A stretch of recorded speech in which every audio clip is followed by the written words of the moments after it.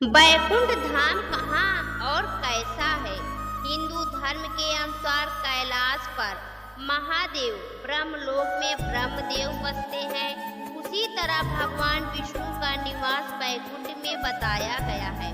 बैकुंठ लोक की स्थिति 3 जगह बताई गई है, धरती पर, समुद्र में और स्वर्ग के ऊपर। बैकुंठ को विष्णुलोक और बैकुंठ सागर भी कहते हैं। भगवान श्री कृष्ण के बाद इसे गोलोक भी कहने लगे, क्योंकि श्री कृष्ण और विष्णु एक ही हैं। इसलिए श्री कृष्ण के निवास स्थान को भी बैकुंठ कहा जाता है। पहला बैकुंठ धाम धरती पर बद्रीनाथ, जगन्नाथ और द्वारकापुरी को भी बैकुंठ धाम कहा जाता है। चारों धामों में सर्वश्रेष्ठ हिंदुओं का सबसे पावन तीर्थ बद्रीनाथ नर और नारायण पर्वत श्रृंखलाओं से घिरा अलकनंदा नदी के बाएं तट पर नीलकंठ पर्वत श्रृंखला की पृष्ठभूमि पर स्थित है। भारत के उत्तर में स्थित यह मंदिर भगवान विष्णु का दरबार माना जाता है। बद्रीनाथ धाम में सनातन धर्म के सर्वश्रेष्ठ आराध्य देव श्री बद्रीनारायण भगवान के 5 स्वरूपों की पूजा अर्चना होती है। विष्णु के इन 5 रूपों को पंचबद्री के नाम से जाना जाता है।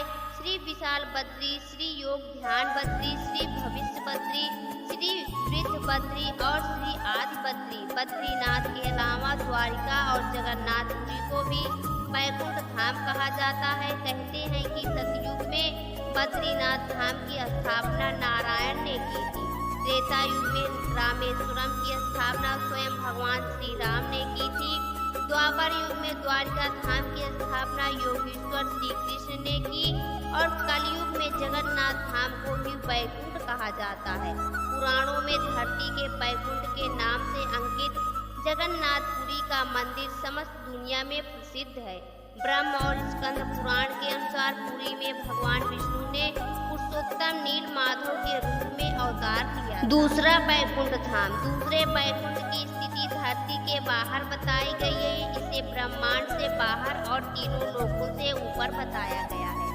यह धाम दिखाई देने वाली प्रकृति से 3 गुना बड़ा है। इसकी देखरेख के लिए भगवान के 96 करोड़ पार्षद तैनात हैं। हमारी प्रकृति से मुक्त होने वाली हर जीवात्मा इसी परम धाम में शंख, चक्र, गदा और पद्म के साथ प्रविष्ट होती है। वहां से वह जीवात्मा फिर कभी वापस नहीं आती। यहाँ श्री विष्णु अपनी 4 पटरानियों श्री देवी, भूदेवी, नीला और महालक्ष्मी के साथ निवास करते हैं। इसी बैकुंठ के बारे में कहा जाता है कि मरने के बाद विष्णु भक्त पुण्यात्मा यहाँ पहुँच जाती है। पुराणों के अनुसार इस बैकुंठ की स्थिति हमारे ब्रह्मांड के परे है। जीवात्मा जब उस बैकुंठ की यात्रा करती है तो उसको विदा देने के लिए मार्ग में समय के देवता, प्रहार के देवता, दिवस के देवता, रात्रि के देवता, दिन के देवता, ग्रहों के देवता, नक्षत्रों के देवता, माह के देवता, मौसम के देवता, पक्ष के देवता, उत्तरायण के देवता, दक्षिणायन के देवता, सभी तलों, अतल, सुतल, पाताल आदि के देवता, सभी 33 कोटि के देवता पहले उसे पुनः किसी योनि में ढकेलने का प्रयास करते हैं या बैकुंठ जाने देने से रोकते हैं। लेकिन जो जीवात्मा प्रभु श्री विष्णु की शरणागति होता है उसको ये सभी एक पाद विभूति के अंतिम सीमा तक जाते हैं और त्रिपाद विभूति के बाहर प्रवाहित होने वाली विरजा नदी के तट पर छोड़ देते हैं। इसी एक पाद विभूति में हमारा संपूर्ण ब्रह्मांड और सारे लोक अवस्थित हैं। इस एक पाद विभूति की सीमा के बाद शुरू होता है बैकुंठ धाम। पौराणिक मान्यता है इसी बैकुंठ धाम और एक पाद विभूति के मध्य विरजा नदी बहती है। इस नदी से ही त्रिपाद विभूति शुरू होती है जो बैकुंठ लोक है। मुक्त होने वाली जीवात्मा को जब सभी देवता विरजा नदी तक छोड़ जाते हैं तब वह जीवात्मा नदी में डुबकी लगाकर उस पार चली जाती है। उस पार से पार्षदगण उसको सीधे श्रीहरि विष्णु के पास ले जाते हैं।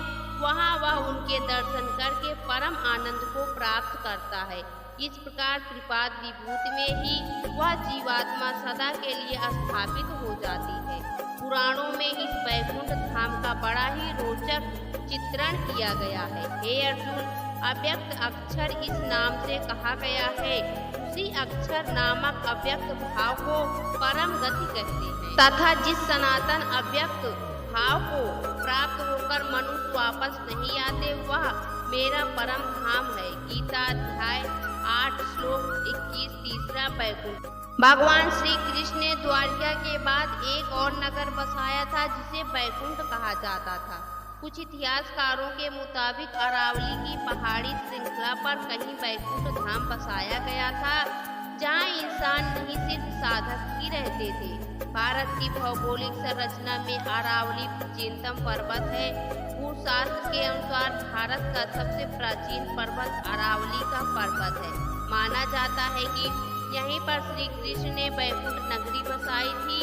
राजस्थान में यह पहाड़ नैऋत्य दिशा से चलता हुआ ईशान दिशा में करीब दिल्ली तक पहुंचा है।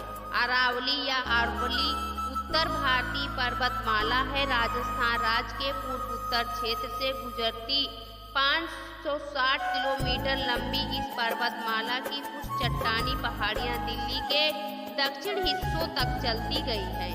अगर गुजरात के किनारे अबुद या माउंट आबू का पहाड़ उसका एक सिरा है तो दिल्ली के पास की छोटी छोटी पहाड़ियां धीरज दूसरा सिरा। बैकुंठ और परम धाम में अंतर। परम धाम कहते हैं कि परम धाम में जाने के बाद जीवात्मा सदा के लिए जीवन और मरण के चक्र से मुक्त हो जाती है। यह धाम सबसे ऊपर अर्थात सर्वोच्च है। यहाँ निरंतर अक्षय सुख की अनुभूति होती रहती है। यह धाम स्वयं प्रकाशित है। यहाँ न सुख है और न दुख, यहाँ बस परम आनंद ही है। बैकुंठ धाम मान्यता है कि इस धाम में जीवात्मा कुछ काल के लिए आनंद और सुख को प्राप्त करती है, लेकिन सुख भोगने के बाद उसे पुनः मृत्यु लोक में आना होता है। इस स्थान को स्वर्ग से ऊपर बताया गया है। बैकुंठ के ऊपर बैकुंठ को सूर्य और चंद्र प्रकाशित करते हैं। यहाँ गौर करें तो यह विष्णु का बद्रीनाथ धाम हो सकता है। हिंदू धर्म के अनुसार भगवान श्री विष्णु के धाम को बैकुंठ धाम कहा जाता है। आपने 4 धामों के नाम तो सुने ही होंगे, बद्रीनाथ, द्वारका, जगन्नाथ और रामेश्वरम। इसमें से बद्रीनाथ धाम भगवान विष्णु का धाम है। मान्यता के अनुसार इसे भी बैकुंठ कहा जाता है। यह जगत पालक भगवान विष्णु का वास होकर पुण्य सुख और शांति का लोक है। हे अर्जुन, जिस परम पद को प्राप्त होकर मनुष्य लौटकर संसार में नहीं आते, उस स्वयं प्रकाश परम पद को न सूर्य प्रकाशित कर सकता है और न चंद्रमा और न अग्नि ही। वही मेरा परम धाम है। गीता अध्याय 15 श्लोक 6। हे अर्जुन, ब्रह्म लोक सहित सभी लोग पुनरावर्ती हैं, परंतु हे कुंती पुत्र, मुझको प्राप्त होकर पुनर्जन्म नहीं होता, क्योंकि मैं कालातीत हूँ और ये सब ब्रह्मादि के लोक काल द्वारा सीमित होने से अनित्य है। गीता अध्याय 8 श्लोक 16। दोस्तों, आपको यह पौराणिक कथा कैसी लगी कमेंट बॉक्स में जरूर बताएं। वीडियो को लाइक करें, शेयर करें और हमारे चैनल को सब्सक्राइब करना ना भूलें। वीडियो देखने के लिए आपका बहुत बहुत धन्यवाद।